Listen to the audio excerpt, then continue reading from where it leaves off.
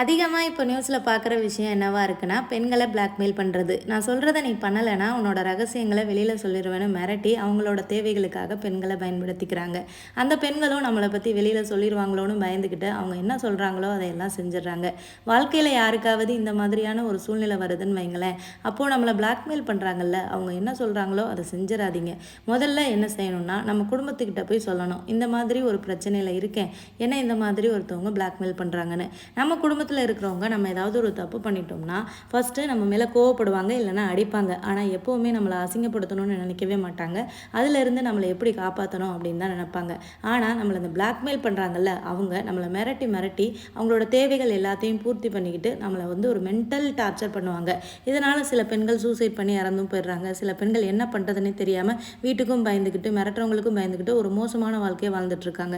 இந்த மாதிரி நடக்கும்போது பயப்படாமல் தைரியமாக வீட்டில் சொல்லி போலீஸில் கம்ப்ளைண்ட்